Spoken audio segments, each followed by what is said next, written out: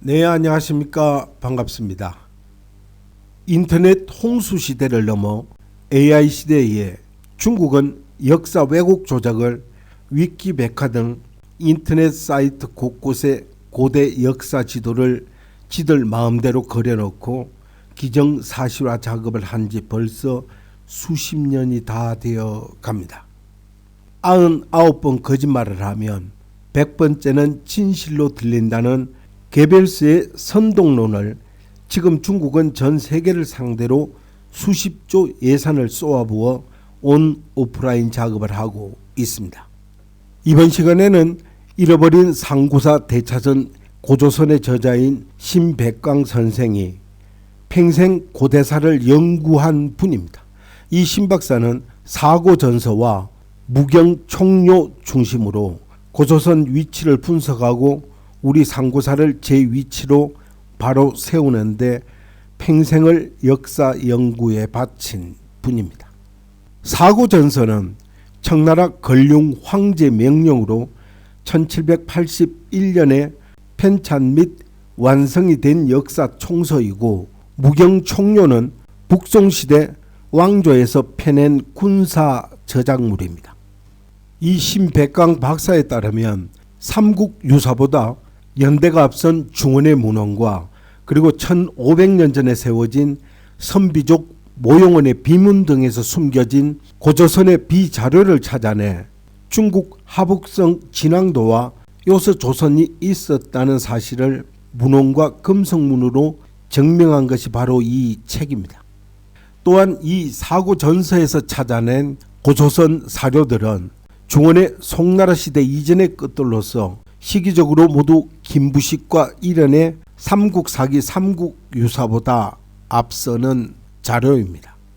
특히 북주시대에 유신이 쓴 신도비문은 지금으로부터 1500년 전 금성문으로 그 사료적 가치는 광개토왕 비문에 버금간다고 합니다.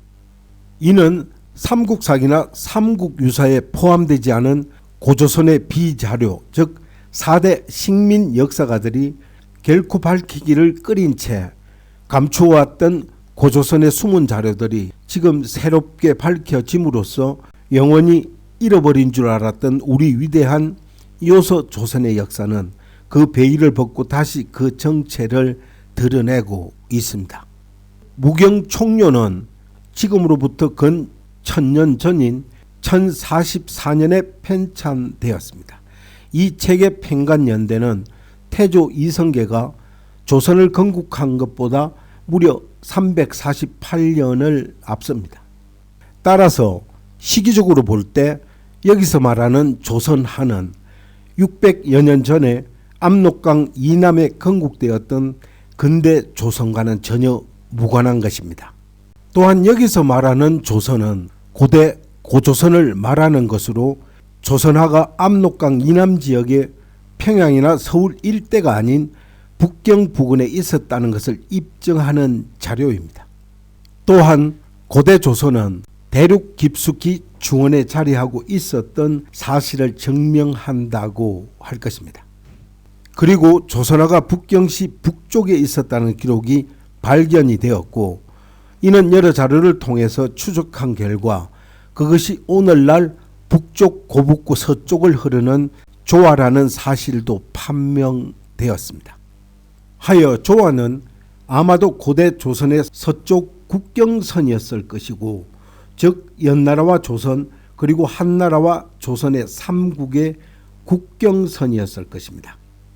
따라서 사기 조선 열전에 나오는 서파가 건너서 왔다는 강도 바로 이 조선하일 것이고 또한 위만이 건너왔다는 강도 바로 역시 이 조선하였을 것입니다.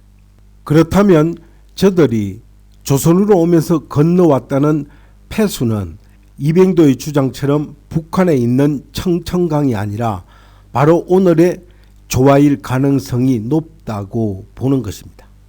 이는 청천강 폐수설은 대동강 낭랑설과 함께 반도사건의 핵심적인 요소가 되어 왔던 것입니다.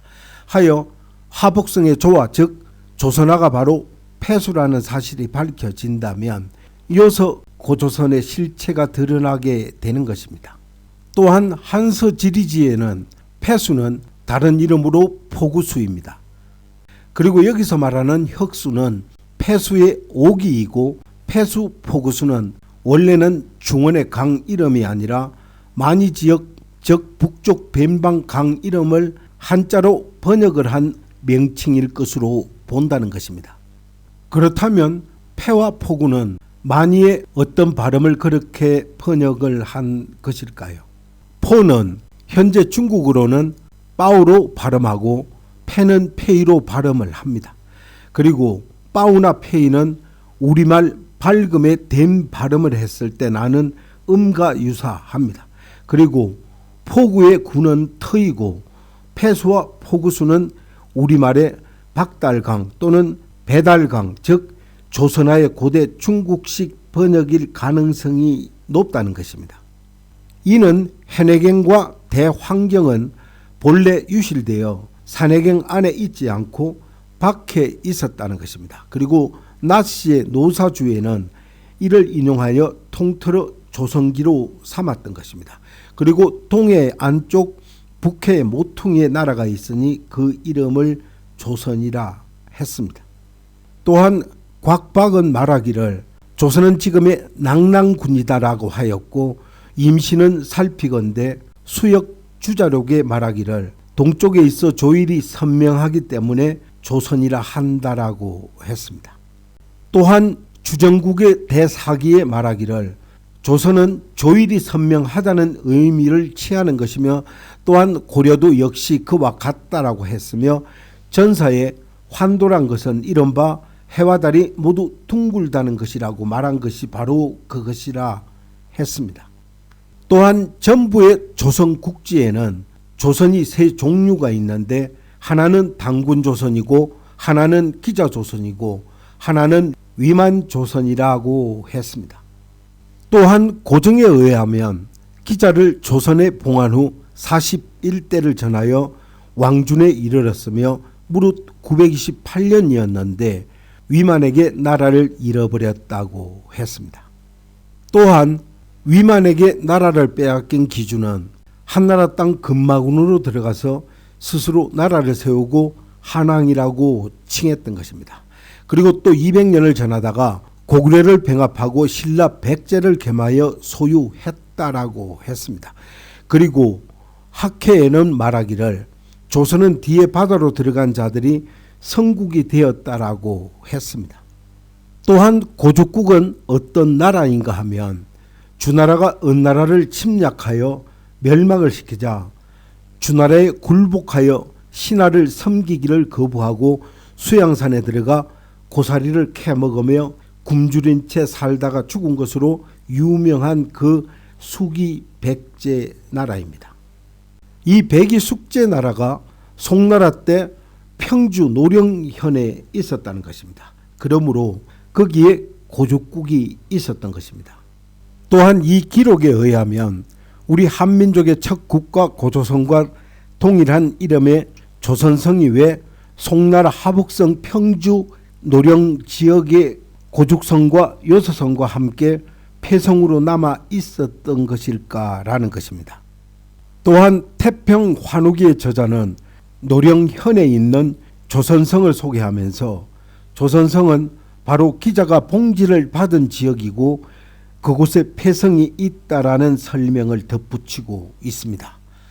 그런데 이 고죽국이 태영산 고죽이냐 산해관 갈석 고죽이냐는 아직 확실치 않은 논쟁거리입니다. 그리고 은나라 왕족인 기자가 은나라가 멸망을 하자 조선으로 떠나갔다라고 상서 대전을 비롯한 여러 많은 중원 고대문헌에서 기록하고 있는데 이는 태평 환우기의 기록은 당시 기자가 찾아갔던 조선은 오늘의 대동강 유역 평양에 있던 조선이 아니라 오늘의 하북성 조화유역에 있는 조선이었다는 사실을 증명하는 결정적인 증거가 됩니다. 지명은 역사가 흐르면서 여러 가지 원인에 의해 변경이 됩니다.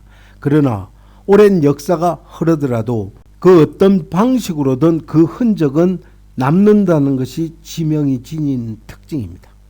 그런데 현재 중국에 남아있는 한국사와 관련된 지명들은 지금 중국인들의 의도적인 은폐와 말살로 인해 문헌상에는 지명이 나오지만 현재 중국의 지도상에는 확인이 안 되는 경우가 허다합니다. 그런데 다행스럽게도 고조선의 폐성 유적이 있었던 송나라 하북성 평주 노령현은 1000여 년의 세월이 지난 지금까지도 바뀌지 않고 현재 중국 지도상에 그 이름이 그대로 남아 있다는 것입니다. 또한 이곳은 모택동이 여름철이면 수영을 즐겼던 곳으로 현재 중국 공산당 간부들의 피서지로 유명한 북대화 즉 베이다이허이며 명나라 이후 중원과 동북을 가른 관문인 산해관이 바로 이 노령현에 있습니다. 그런데 이 태평 환우기에 평주 노령현에 조선성이 있다라는 기록을 단순히 이 기록 하나만 놓고 보면 누구나 얼른 수긍이 가지 않을 것입니다.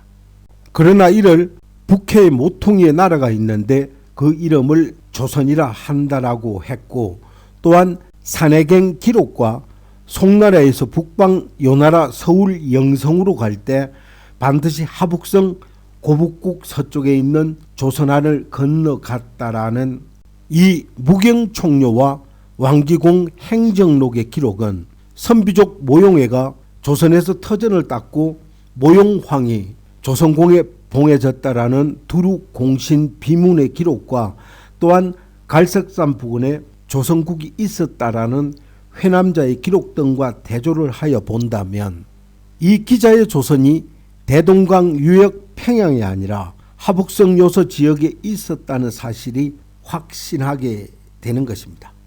또한 규현사화 등 낙랑군 조선현이 대동강 유역이 아니라 요하 유역에 있었다는 것을 증명할 수 있는 수많은 국내 사료가 있습니다. 그러나 이병도 제자 사학자들은 이를 제야 사설하는 이유를 들어 일거에 무시를 하고 아예 겉들어 보려고 하지도 않는다는 데 문제가 있습니다. 하여 당태종이 저자로 되어 있는 진서는 중국 최초 정사라고 말할 수 있습니다. 진서는 낙랑군 조선형과 위만 조선의 수도 험독이 요서에 있었다는 사실을 모용황전을 통해 설명하고 있습니다. 또한 고죽은 은왕조 초기에 건립된 고죽국을 말하는 것으로 그리고 수도는 지금의 하북성 노령현에 있었습니다. 이는 은나라가 망한 후 수양산에 들어가 고사리를 캐먹고 살다가 죽은 백이 숙제가 바로 이 나라 왕자였습니다. 그리고 고죽국 건국시기에 관해서는 사기 백이 숙제 열전 세근의 다음과 같이 기록되어 있는데 시기를 따져보면 상탕이 상나라를 건립한 초기에 해당합니다.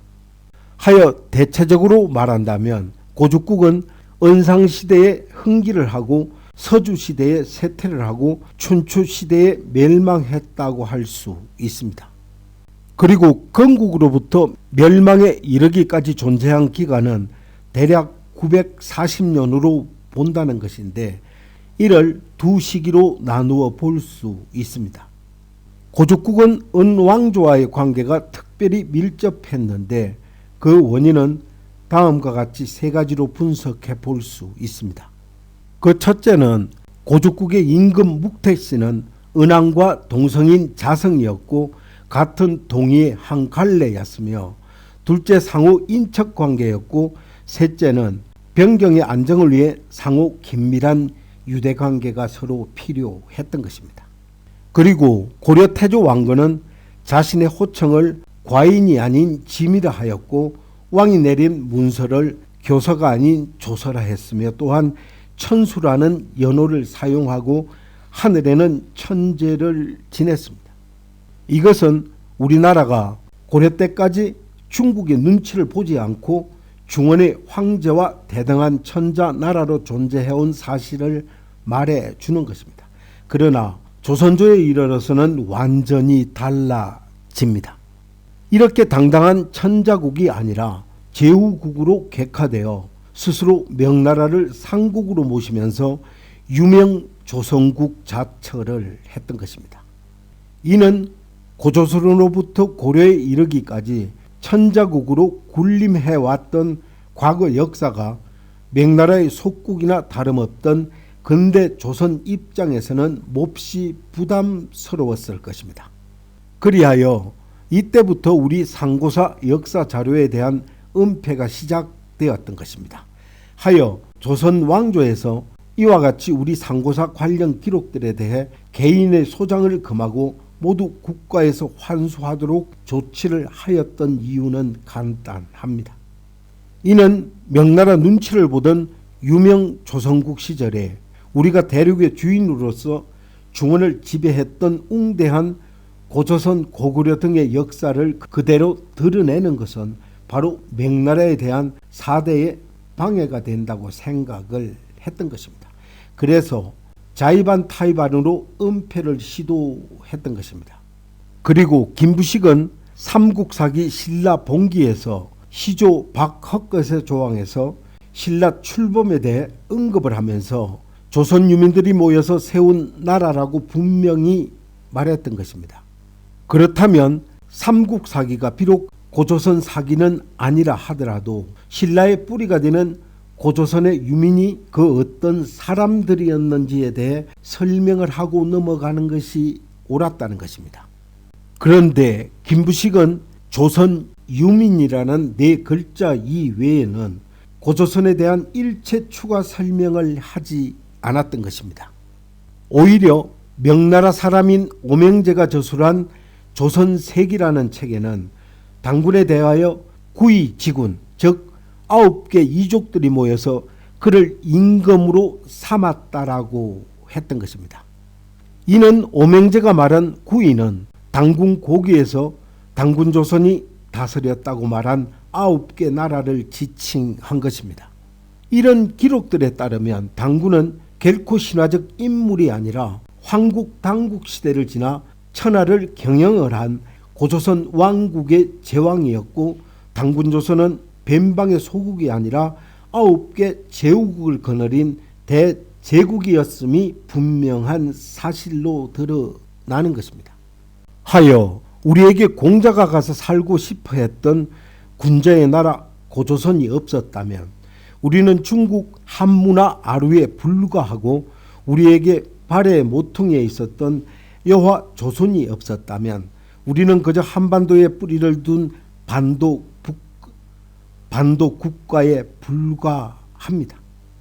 또한 우리 한국인들에게 있어 고조선은 긍지와 자존심의 상징입니다. 하여 고조선은 우리 민족 건국의 출발점인 동시에 우리 역사상 가장 위대하고 자랑스러운 나라였던 것입니다. 그러나 오늘 현재 전국 곳곳에 산재해 있는 공자학원에는 공자는 없고 공상당 애들만 우글거린다고 합니다. 또한 대동강 유역 낭랑스를 광복 2부에도 줄기차게 이어가고 있습니다. 이제 100년의 세월이 흐른 지금 저들은 2세를 지나 3세에 이르러 정통 사학의 자리를 굳히고 있는 실정입니다. 이는 공자 없는 공자학원에서 무지막지한 돈을 쏟아부어 한국 역사학자들의 입을 막고 언론과 위키백과 등의 역사 지도를 모조리 조작하여 기록하게 하고 있는 오늘입니다. 네, 감사합니다. 이만 마치겠습니다.